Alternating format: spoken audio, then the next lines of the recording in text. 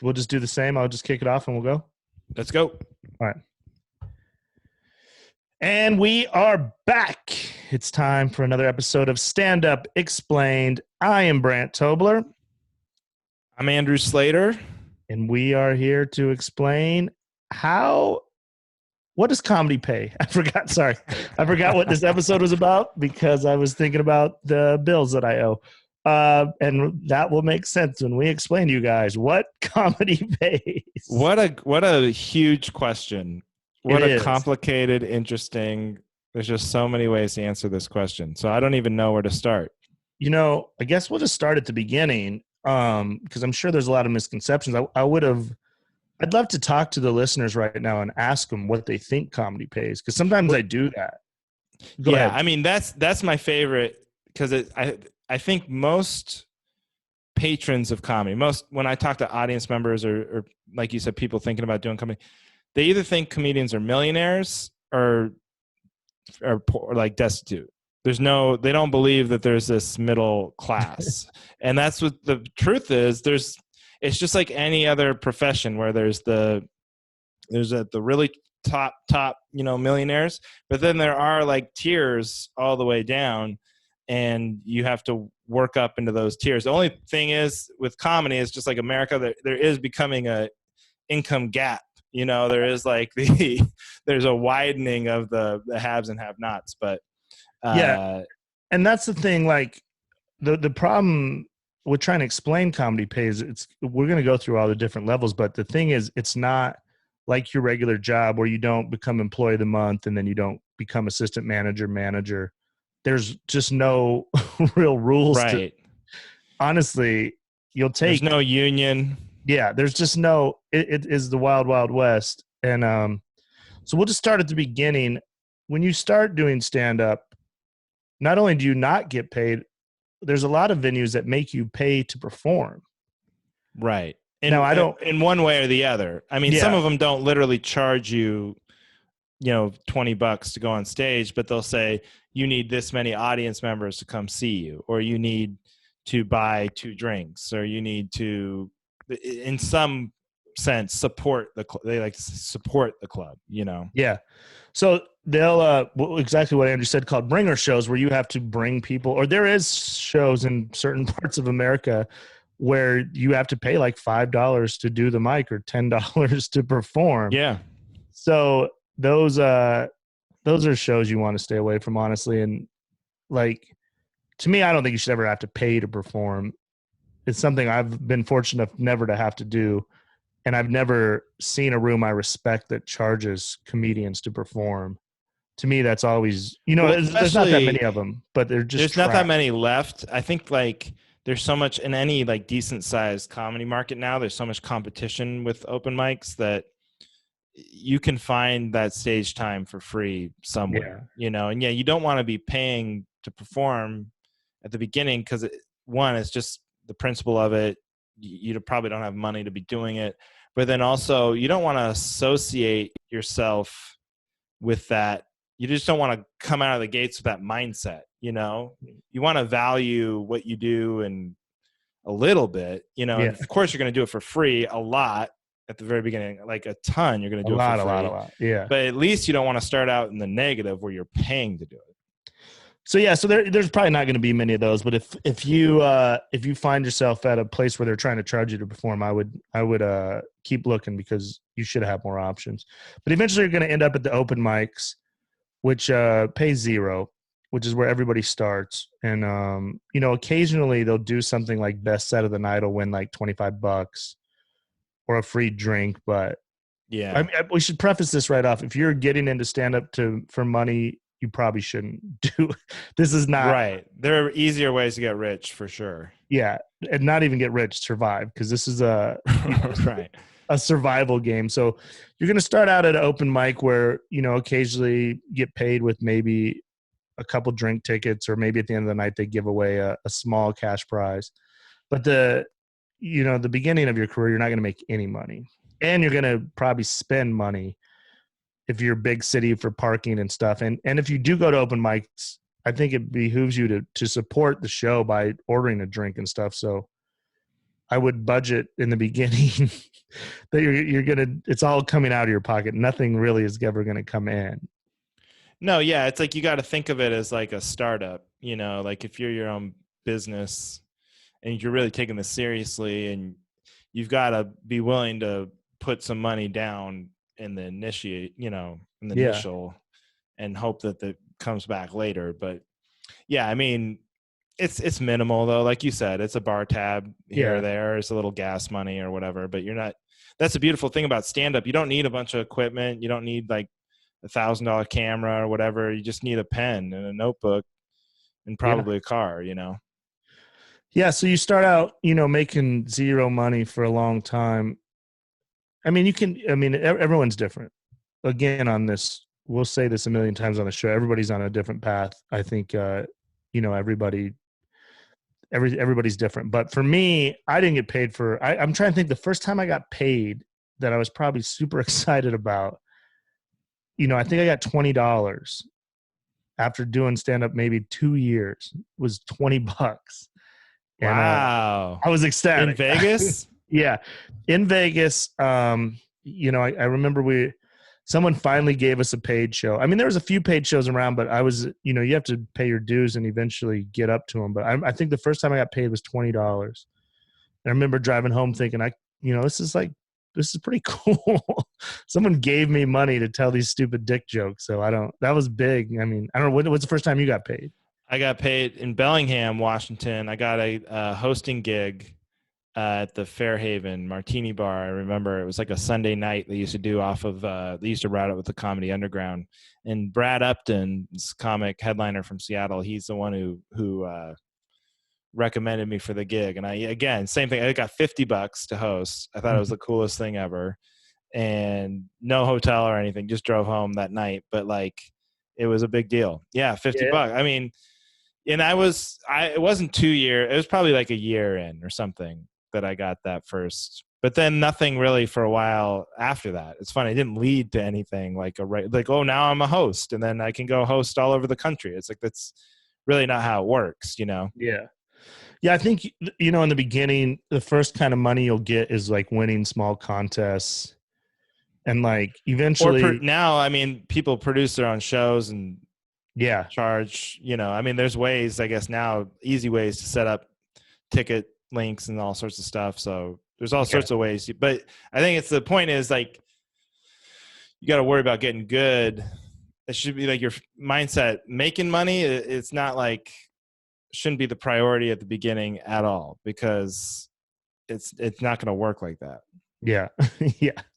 No. So, but eventually you'll get to clubs, and clubs have a pretty standard pay. I mean, don't you agree, Andrew? It's pretty much 50, 100, 200 would be. Yeah, like okay, so let's take out any headliner who is big or famous enough or working long enough to be their own draw. So now, to me, there's like that. There's the road pay. So it's not necessarily like big city comedy clubs, but just like, there's like bar gig. Let's start with like bar gigs. Like, for example, in the Northwest, they have these Tribble runs, right? And to me, this is like the lowest level pay standard. And if anybody goes under this, then it's like, it's too low. But and that's just $100 a feature, $200 a headline. Now these are bar gigs. These are like hotel. Maybe they put a comedy club in the restaurant, the hotel, or whatever, in small towns, or what. But that's what it is. It's $200 to headline, $100 to feature, and it's been that way for like 40 years. Like there's been no raise. There's been no adjustment for inflation, or gas money. There's been no consideration to that at all. It's just what it pays is what it's paid for a long time. And when you first get it, you're so stoked to get it that you're not questioning it at all. Yeah. And that's why it never changes, because there's always up and coming comics that are so excited to just get that pay. So I think that's about the standard. If you host, you expect, and that's a show too. That's a show. Yeah, that's for not a show. like a night. So if you're doing 2 shows in a night, you'd double that up. Yeah. So, I would say, if I was going to say, pretty much the standard is, if you host, you do 10 to 15 minutes, get $50. Feature 20 to 30 minutes, you get $100. Headliner 45 to an hour, get $200. It's pretty much the starting pay. Like you said, it shouldn't be lower than that. I think everybody would agree on that. Unfortunately, sometimes it is. And that's why, and that's what I'll say, why comics don't get paid what they deserve is because we all love doing this job and we just undercut each other, like, because the truth is we'd all do it for free. yeah, as And corny as that is. and it's just so fun. And especially when you get good at it, you're like, I just want to do it because you love doing something you're good at. You would do it for free, and it takes a lot of discipline to say no, and it's hard. That's one of the hardest things to do is to learn how to say no to stuff, and Exactly. and ask for more money. Yeah. So as much as comics complain about the pay, it's our own fault because, I mean, it just, Yeah, like you said, I would do it. I just will always do it. It's not really a job. But once again, this is another corny thing that when I say it, it sounds so stupid, but it's so true. Is when I was in high school, my high school guidance counselor said, if you do a job you love, you'll never work a day in your life. And I thought, when I was washing dishes at a pizza parlor at the time, I was like, that is the dumbest shit I've ever heard in my life. But, every day I'm just like, I literally am counting down the hours until it's showtime. So it's something we'd all do for free. So I would say at that level, you're 50, 100, 200, which is most of the time, if you go to a comedy club, that's what you can expect to get paid, or the acts you're seeing are probably getting paid. Now, obviously, if you have a big headliner, it jumps up to depending on the headliner, Well, yeah, then you get into like all sorts of. Then I think about it differently. Like once you've been headlining for a while, or if you're a little bit of a draw, I think then it's like, I don't know. I mean, it's like, I'd say you think like $1,500 for a weekend to headline somewhere is pretty common, I think. Yeah. So that might be Thursday, Friday, Saturday, including all the shows, and you get hotel and food or something. That's like a common low level one. And then that to me goes up to like $3,000 for like maybe just people who do a great job and they bring a little bit of an audience, have a little bit of a following on Pandora or something, and they know people always come out to see them. But then when you break out of that 1,500 to 3,000 range for headliners, and by the way, the headliner could be getting 3,000 for the weekend. The feature's still getting $100 a show. That never goes up. When you're featuring, that's the height, that's the low, that's it. There's no like, oh, you've been featuring for a while, let's give you a raise. No. Yeah. The only way you're getting a raise is to stop featuring and headline. So yeah, those stay the same, and then the headliner will keep going. But like you said, I think when it's at 200, that's like no hotel. Then I would say it climbs like 300, 400, 500. Once you're at 500 a show, then after that, then you get towards like the ticket deals, wouldn't you say? Yeah, door deal for sure. And I think like most clubs that's just where it gets to the point where that's just all negotiation. And a lot of times if you're that big, you have an agent negotiating all that for you anyway. But comics do it. Comics get smart and they know this is what I want, this is what I need. They can go as high as like 70, 80, even 90% of the door, depending on how, and the bigger you are, the more famous you are, the more you're going to draw a crowd. The higher the club is willing to give you of a percentage of the door. Yeah. So you'll start out maybe getting 50 or 60%. And if you don't understand a door deal, the easiest way to explain it would be like if tickets are $10 and there's 100 tickets, if you have a 60% door deal, you sell out, you get $600. And then there's all other kind of stuff, sell out bonuses and stuff. But the next level would be, you go to a door deal is what we're all striving for. And just like what Andrew said, as you get more famous or can draw more people, your door deal goes up to the point where, like here at Comedy Works, the biggest comedians get like 90% of the door, except for Chappelle. Dave Chappelle charges a $100 ticket and he gets 100% of the door, which is pretty sweet. So it's 300 seats. He knows he's getting 30,000 a show. That's where you want to get in the door deal. So you go up like that would be. Yeah, that's a good goal, is to become Dave Chappelle.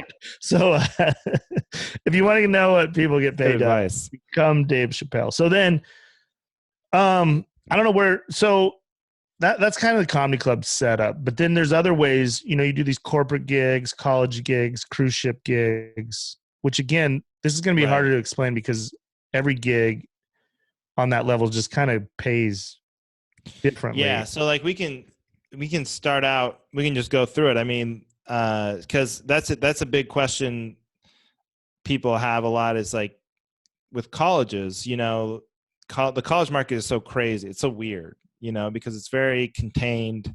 It's very controlled by a few agents, and then these NACAs, which are these big conferences that book a bunch of schools at once, and you go and perform, and then they can book you at their school. And there's a rate. We were talking about undercutting, comics will undercut, but there's kind of an established, because it's controlled, they've kept like a rate. There's almost like, and then there are some comics who book themselves out of colleges for cheaper, but these college shows pay a lot, because that rate has stayed high because it's so controlled, it seems like. So like colleges, on the low end are like $1,500 a show. And it does not matter how many people show up. They don't usually even sell tickets. It's just money that they have because they're a college and they got a budget, and it's just money they want to spend. So it's like $1,500 a show on the low end. And then as your demand goes up, that can go up to like $2,000, $2,500. And then when you're famous, again, it's back to negotiation. It's just they're just huge numbers. Yeah. Going around. But so that's colleges, and that's like its own thing.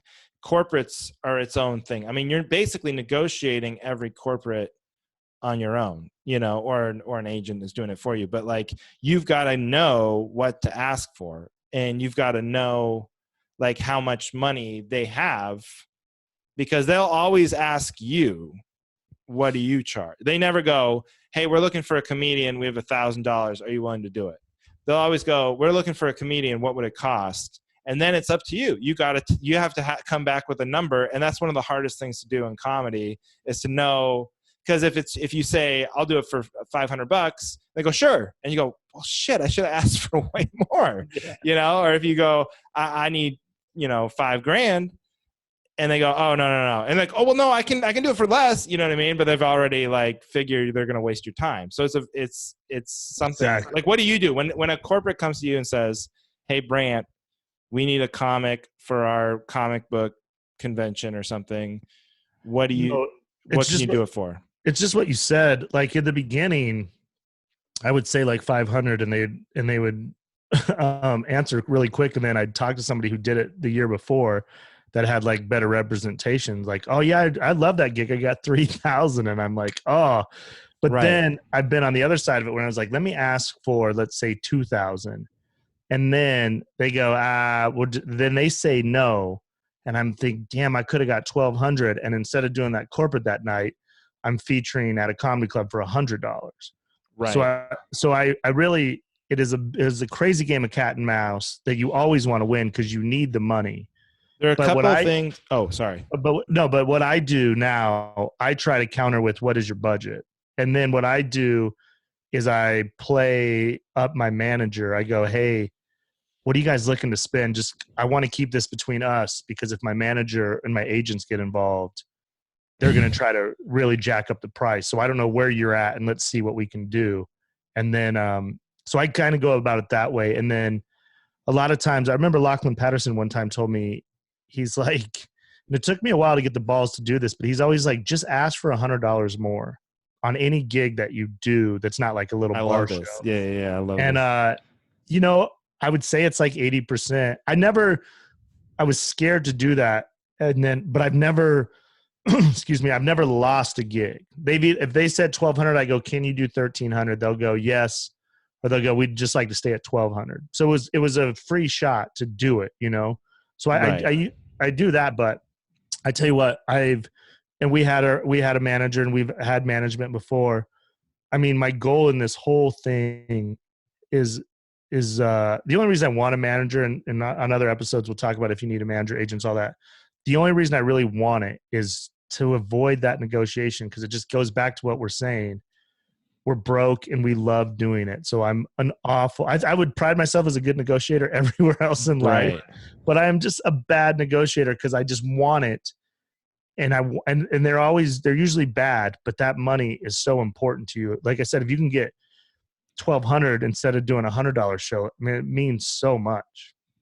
Yeah, you're so right. Like everybody's bad at negotiating on their own behalf. And if you're good at it, you're like a psychopath, you know. Yeah. You're like, Well, yeah, I don't I'll tell understand.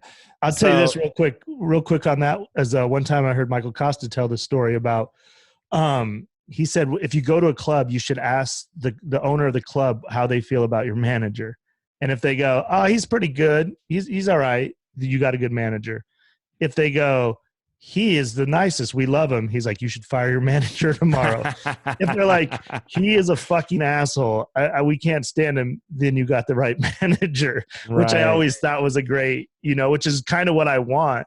Because you never want to be, I don't ever want to be the bad guy, but I would love to have a bad guy in my corner and let him, because I at least know he's fighting for the most money he can get us.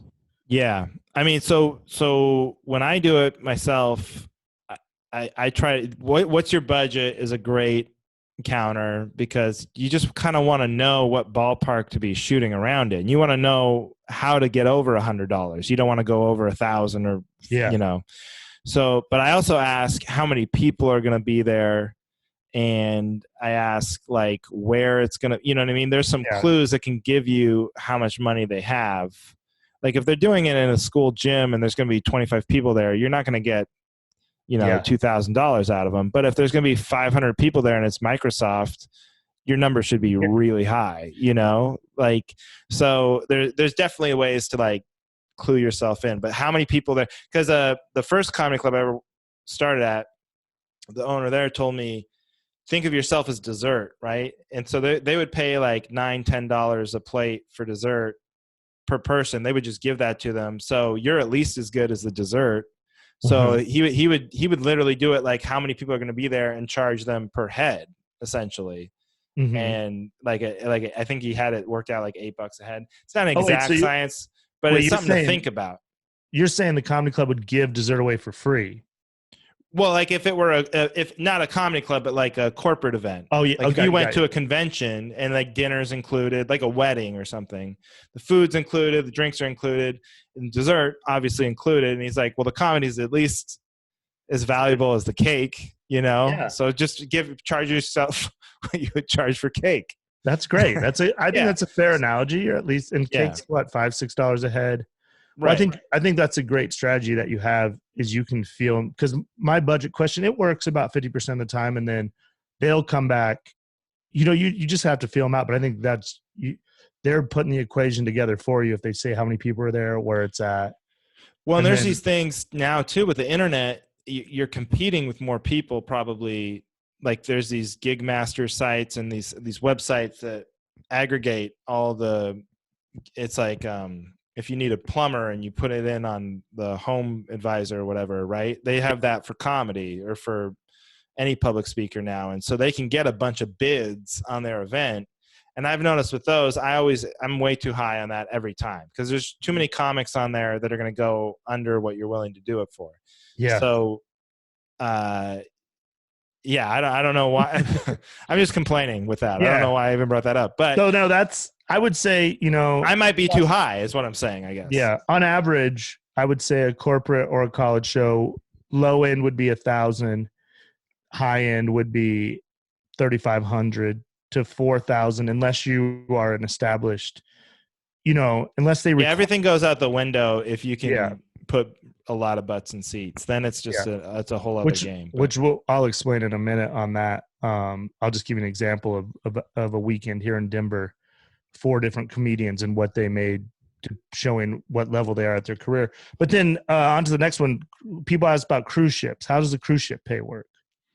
Cruise ships, at least the ones I've worked 2 different lines or whatever, and the one they pay per week. So it's like you could be doing who knows how many shows in that week. Some ways, sometimes you work one and they're only going to have you do 1 show in that week, right?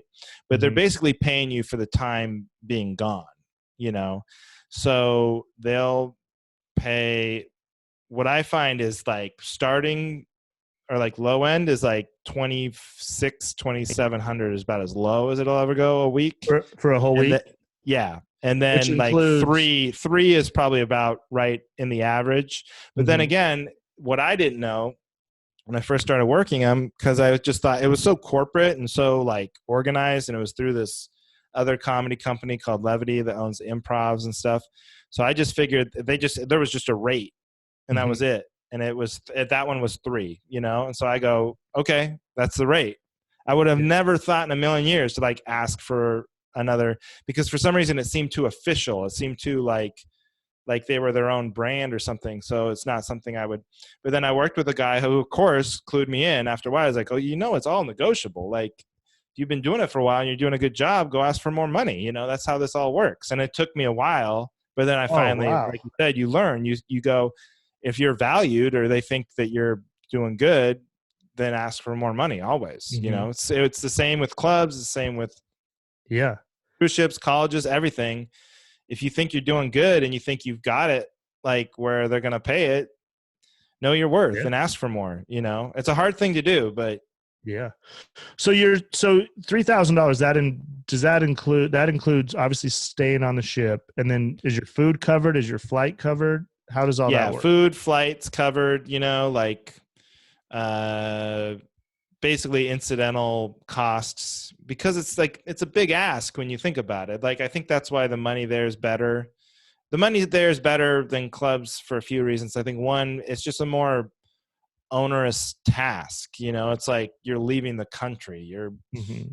You're away from people for longer. Your families or whatever. You're traveling farther. You have to work clean. A lot of times, at least half the time, you've got to please. It's like a more high stakes environment. It's just a lot of ways it can go wrong. So I think that's why they pay more. And also, like with the colleges, it's just a more controlled game. There's only so many agents and there's only so many lines. So it's just everybody's kind of better about keeping the number Mhm. where it is.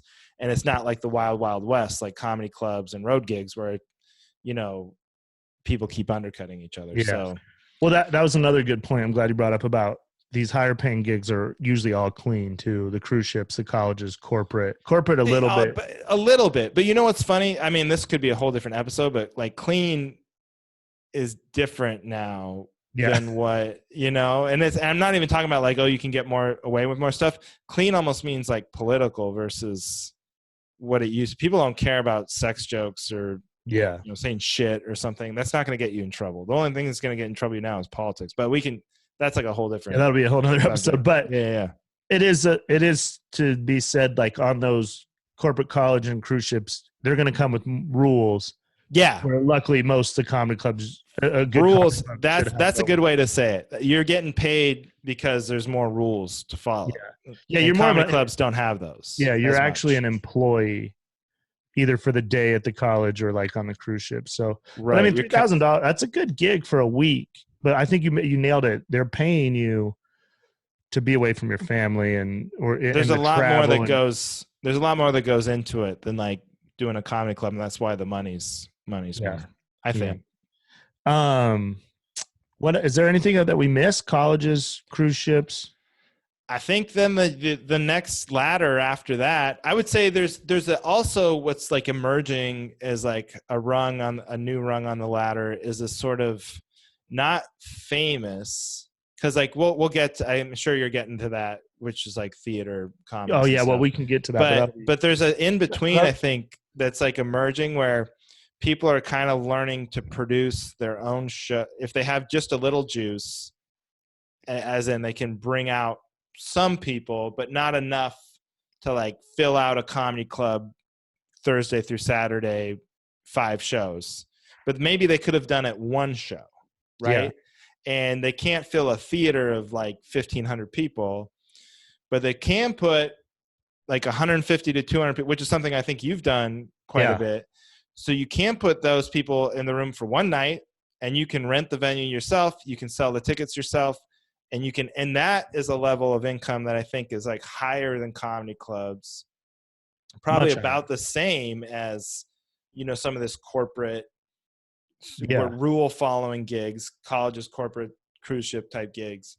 But then you don't have any rules. yeah, Literally, no, you make your own rules, which is probably, it takes the most work to set that stuff up, but can be financially the best decisions you make. Yeah, for me, that's kind of the world I got into just because growing up in Wyoming, there wasn't a comedy club. So I started doing shows back there. And that's by far the most profitable for me. It's also the most work, what you said. But, you know, when I go home, I've done it in a couple different venues, but I always try to negotiate a deal. Anytime I try to negotiate a deal, I get the venue for free or as little as I can, and then they get all the bar sales, and then everybody's happy, and that's been very successful for me because, and now I can't do that all across the country. I can only really do that in my hometown in Cheyenne, Wyoming, where I'm from, because they are so supportive. So I can get a venue for free. Let's say sell 250 tickets for $20 each. I make $5,000 for the night. The venue gets all the alcohol sales. They make God knows what for the night. Everybody's happy.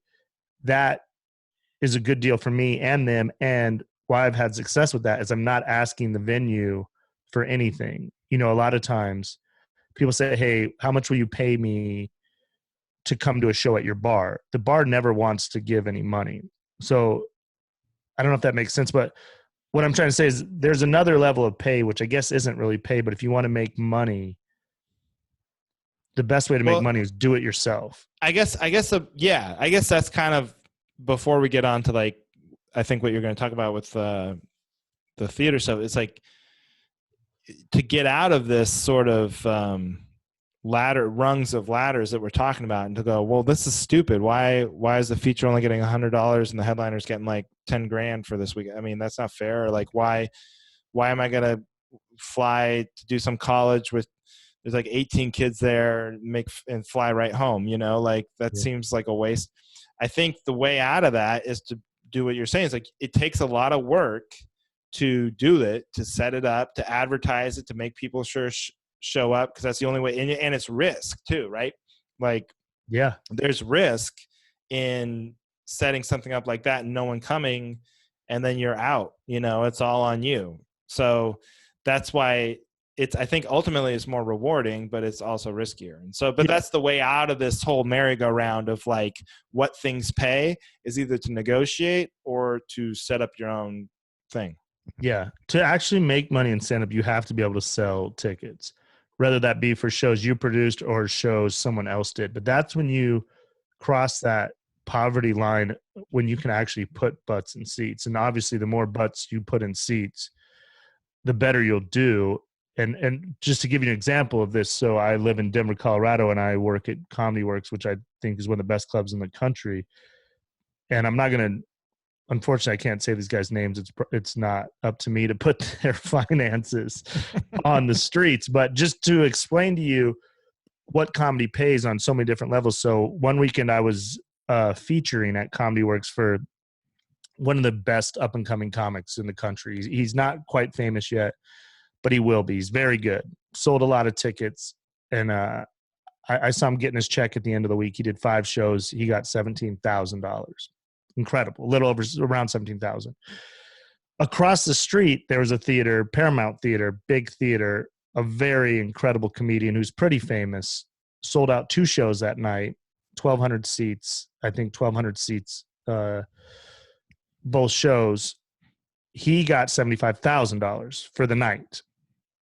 Another comedian, probably one of the biggest comedians in the world right now, was at the Belco Theater 2 blocks the other direction. He sold out 5,000 seats, both shows. He walked with $250,000. And this is the same 5-block radius. Oh, and I didn't tell you what I made. I was doing 20 minutes opening at Comedy Works for 5 shows, and I made $300. So I was doing 20. The guy I was opening for was doing 45 to an hour. The other guy was doing 2-hour shows. The other guy was doing 2-hour shows. And that was 317,000, 75,000, 250,000. And I'm telling you, this is we all hung out together after. And that was the cool part. We're all comedians. Who paid? You know what? They're famous. It's a thing we'll talk about in another episode. Once you get famous, you never had to pay for anything. No one's paying. But I think usually I would end up paying in that one, because what I just kind of said, when you walk into a bar with these kind of guys, it's usually dude bartenders that have seen them on Netflix, and they can't wait to take care of those guys' drinks. But then it's like, I've been around. It's like, hey, these guys, they're cool, but you owe $8. But luckily, the famous headliners will always pick that up, or like any good headliner, like, and we'll talk about this in other episodes too, but the bigger the headliner, usually the cooler they are because they've been through all of this. So, but I mean, the sky's the limit on the pay. There's guys I worked with back in the old days that, I see on TMZ buying $7 million houses now. So it's crazy, but what I said before, it all changes when you can sell tickets. Once they're coming to see you, they're not coming to an address, they're coming to see you. That's when everything changes. For sure. Yeah. That was the only difference between you and those three comics on that night. Yeah. People were pleasantly surprised to see me, and everybody else they were coming to see. Right. And they were like, and it was crazy to think, like, the biggest, the guy that sold out the biggest one, his merch line was like 300 people. I was like, this guy's got more people in his merch line. You should just perform for the merch line. Yeah. You should start booking comics for his merch line, like doing double openers. Well, you were doing the equation the other day. What was your equation like? Oh, yeah. Well, how much funnier the comic who made? Wait, I gotta do the math. Well, I featured that night. Oh no, I already got on my phone. Are you ready? How much funnier the guy who made 250,000 is than you are? Then I made $120. How much funnier? He's 4,166 times funnier than you are. I don't think he's that much funnier. I think he's definitely. I did the math. He's definitely like funnier than me, but 4,000. Right. That's a lot funnier. I mean, you think about how much funnier that is. That's a lot. Like, because maybe he's like twice as funny as you are.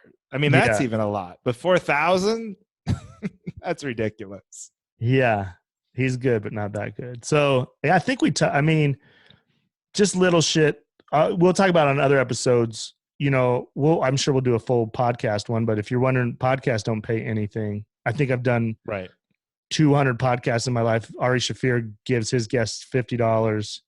I don't think I've ever been paid for another podcast, or I don't expect it. But if anyone's wondering, like, if you go on Joe Rogan, does he give you money? No. I have you ever heard of anybody paying their guests? No, I was gonna say I think I've heard of incidental. I've never been paid to do a podcast, and I like what you said about Ari, and I think I've heard of one or two more trying to like change the trend. Like, even if they give $10, $20, something. And Ari, there's no. It's not like doing stand-up where they pay real money. Well, and Ari's just a good dude. I think his sponsor just paid him $50, and he just gave it to the comic. Was just something he decided to do. Well, and I haven't been on Ari's in a while. I don't think he does that anymore because all his guests are super rich, and they'd laugh at $50 because they're 4,166 times more funny than I. But yeah, I think that. Is there anything we didn't touch on?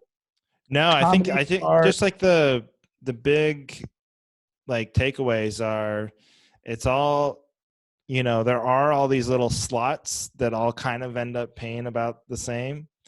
One thing I don't think we talked about is festivals, and not like whether or not you should do them, but just in general, what do they pay? Most festivals don't. If you're applying for it, they don't pay. In fact, you have to pay to apply. If the festival's choosing you, then those festivals might pay. Like if they're picking you out of something.